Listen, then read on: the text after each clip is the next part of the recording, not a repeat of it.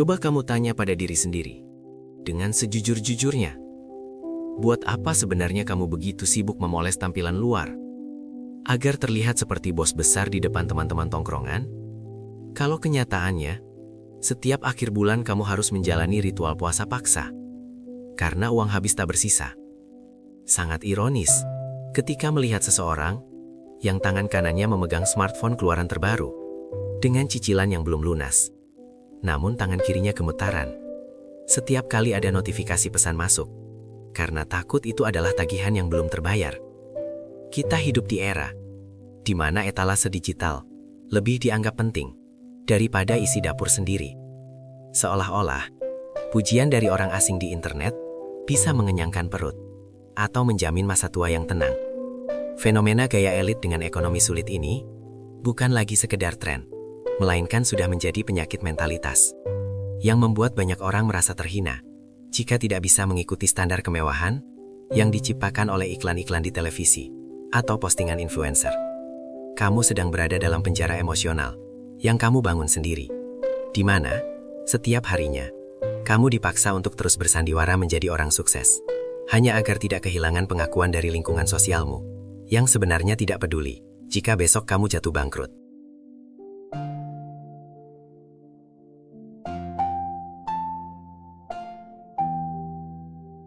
Situasi ini diperparah oleh kenyataan pahit yang didukung oleh data valid dari laporan otoritas jasa keuangan yang menunjukkan bahwa rasio utang rumah tangga akibat pinjaman konsumtif sedang berada di titik yang sangat mengkhawatirkan bagi ekonomi kita.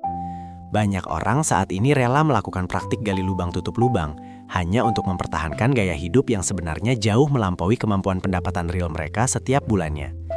Riset perilaku konsumen juga mengungkap bahwa kemudahan akses kredit instan telah membutakan logika finansial banyak keluarga, di mana keinginan untuk tampil mentereng hari ini dianggap jauh lebih mendesak daripada kebutuhan untuk memiliki dana darurat atau asuransi kesehatan. Data ini bukan sekedar angka di atas kertas, melainkan cerminan dari jutaan orang yang sedang berjalan di atas tali tipis menuju jurang kehancuran ekonomi, karena mereka lebih takut kehilangan gengsi daripada kehilangan aset. Kita sedang menyaksikan sebuah krisis identitas finansial yang masif, di mana kenaikan status sosial yang semu dikejar dengan mengorbankan ketahanan ekonomi jangka panjang, menciptakan sebuah masyarakat yang terlihat sangat mapan dari luar, namun sebenarnya sangat rapuh dan rentan terhadap guncangan sekecil apapun.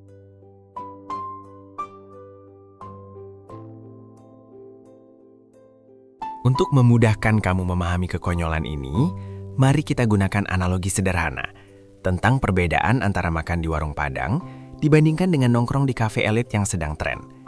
Banyak orang saat ini yang rela mengeluarkan uang seharga jatah makan 2 hari hanya untuk membeli segelas kopi demi bisa menumpang koneksi internet dan mengambil foto suasana kafe yang estetik, tanpa sadar bahwa mereka sedang menghargai sebuah gengsi jauh lebih tinggi daripada kelangsungan hidup mereka sendiri. Ini adalah bentuk nyata dari gangguan logika keuangan yang disebut dengan efek Diderot, di mana satu barang mewah yang kamu beli karena nafsu akan memaksa kamu untuk membeli barang-barang mewah lainnya agar semuanya terlihat serasi dan selaras. Ketika kamu membeli sepatu mahal, tiba-tiba baju lamamu terasa tidak layak. Lalu setelah membeli baju baru, kamu merasa perlu mengganti jam tangan. Dan siklus ini akan terus berputar, sampai seluruh isi dompetmu terkuras habis hanya untuk melayani benda-benda mati yang tidak bisa memberikan nilai tambah bagi kekayaanmu. Kamu harus sadar bahwa setiap kali kamu memilih untuk menuruti gengsi, kamu sebenarnya sedang memotong peluangmu untuk menjadi orang kaya yang sesungguhnya. Karena uangmu habis digunakan untuk membeli kostum orang sukses, alih-alih membangun kesuksesan itu sendiri dari akarnya.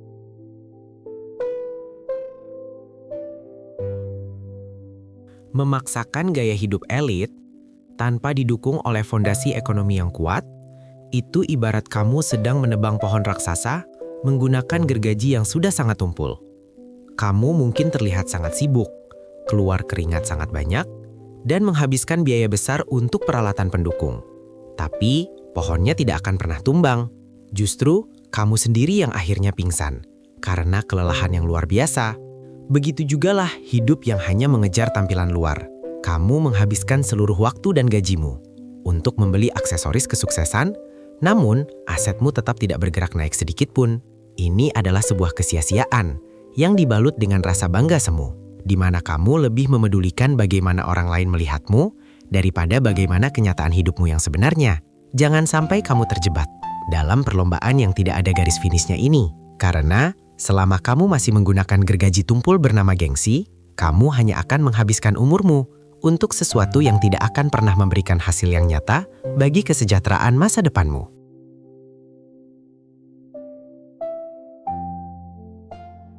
Kita perlu membongkar alasan psikologis.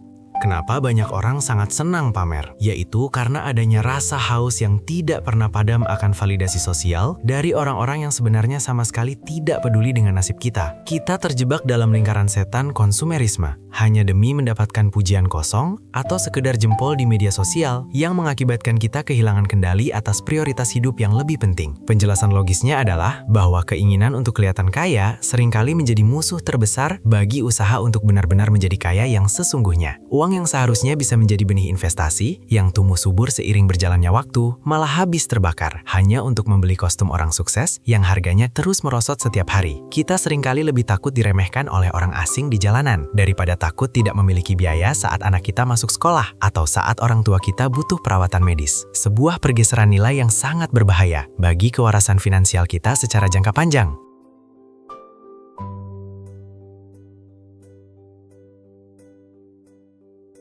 Ada sebuah pemahaman yang sangat penting atau aha moment yang harus kamu sadari, yaitu mengenai konsep pajak orang miskin yang selama ini mungkin tidak pernah kamu pikirkan secara mendalam. Gengsi adalah pajak paling mahal yang dibayarkan oleh mereka yang belum mapan secara ekonomi kepada mereka yang sudah kaya raya atau para pemilik brand ternama di dunia. Dengan membeli barang bermerek yang melampaui kemampuanmu, kamu sebenarnya sedang mentransfer kekayaanmu yang terbatas kepada orang-orang yang hartanya sudah tidak berseri, yang secara otomatis membuat kamu semakin sulit untuk naik kelas secara ekonomi. Menyadari hal ini seharusnya membuatmu merasa marah karena telah diperdaya oleh sistem industri yang menjual mimpi indah melalui barang konsumsi yang cepat usang. Kekayaan yang asli tidak akan pernah ditemukan dalam bungkus atau kemasan luar yang mengkilap, melainkan dalam ketenangan pikiran saat kamu tahu bahwa masa depanmu sudah terjamin, tanpa harus menunggu pengakuan atau tepuk tangan dari penonton di luar sana yang tidak pernah ikut membayar tagihanmu.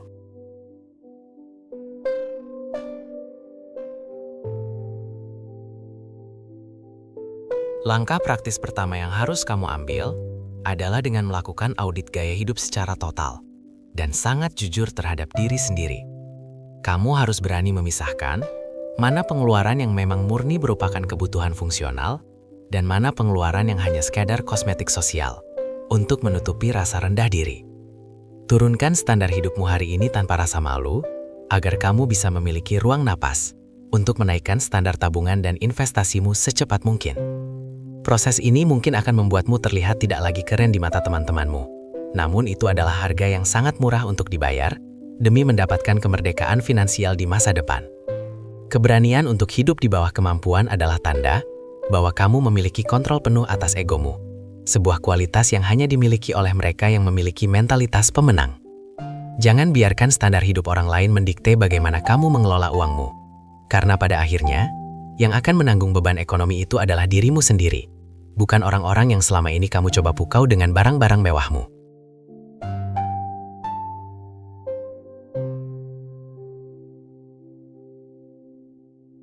Strategi selanjutnya adalah dengan mulai membiasakan diri untuk selalu membeli fungsi, bukan membeli gengsi. Dalam setiap keputusan belanja yang kamu lakukan setiap hari, pilihlah barang berdasarkan nilai guna dan ketahanannya dalam jangka panjang, bukan berdasarkan berapa banyak mata yang akan melirik atau berapa banyak pujian yang akan kamu terima saat memakainya di tempat umum. Panduan ini akan melatih logikamu untuk tidak lagi terjebak pada logo atau merek yang harganya sudah di markup ratusan persen hanya untuk menjual status sosial yang semu. Kamu harus melatih mentalmu dengan teknik manajemen malu, di mana kamu tetap merasa percaya diri meskipun memakai barang lama atau makan di tempat yang sederhana. Ingatlah bahwa rasa percaya diri yang sejati lahir dari saldo rekening yang aman dan aset yang terus bertumbuh, bukan dari merek yang menempel di tubuhmu, yang nilainya akan terus menyusut dimakan waktu. Saat kamu sudah bisa merasa nyaman dengan kesederhanaan, kamu sebenarnya sudah menang melawan industri konsumerisme yang selama ini memperbudak keinginanmu tanpa kamu sadari.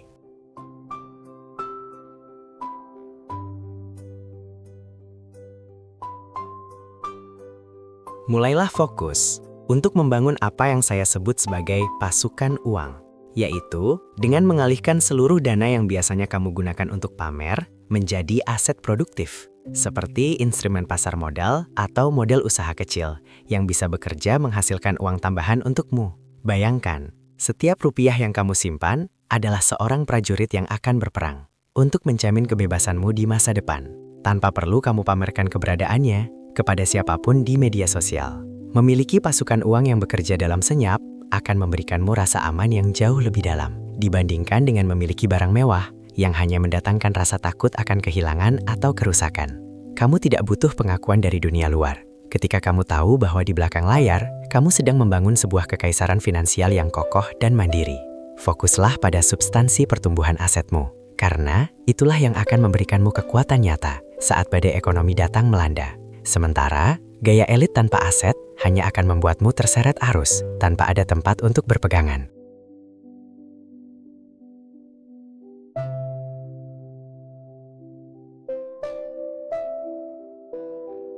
Kita sampai pada bagian yang paling melegakan, yaitu memahami konsep kekayaan senyap sebagai kasta tertinggi dalam hierarki ekonomi modern saat ini.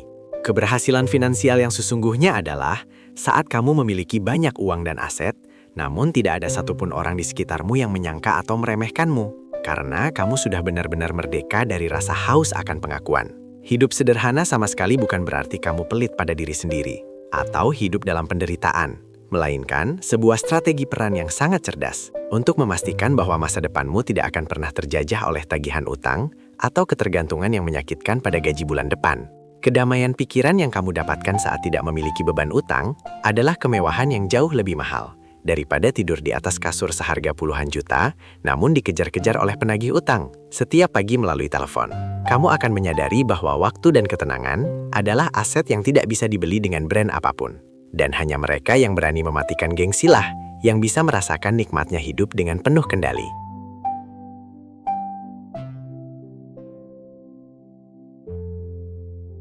Menjadi kaya yang substantif berarti kamu memiliki kebebasan untuk menentukan pilihan hidupmu sendiri tanpa perlu mempertimbangkan apa kata orang lain terhadap penampilanmu. Ini adalah bentuk inner peace yang sangat mewah, di mana kamu tidak lagi merasa perlu bersaing dengan siapapun dalam perlombaan pamer kekayaan yang melelahkan dan seringkali tidak masuk akal itu. Kamu harus menyadari bahwa hidup yang hanya untuk menyenangkan mata penonton adalah hidup yang sangat murah harganya. Karena nilai dirimu ditentukan oleh penilaian orang asing yang bahkan tidak mengenal karaktermu. Sebaliknya, saat kamu fokus pada pertumbuhan aset dan ketenangan batin, kamu sedang membangun sebuah warisan yang nyata bagi dirimu dan keluargamu. Berhenti mengejar gaya elit yang menyiksa adalah langkah pertama menuju hidup yang lebih bermakna, di mana setiap rupiah yang kamu hasilkan benar-benar memberikan manfaat bagi pertumbuhan dirimu sendiri, dan bukan hanya sekadar untuk memperkaya pemilik toko atau mall tempat kamu biasa menghamburkan uang.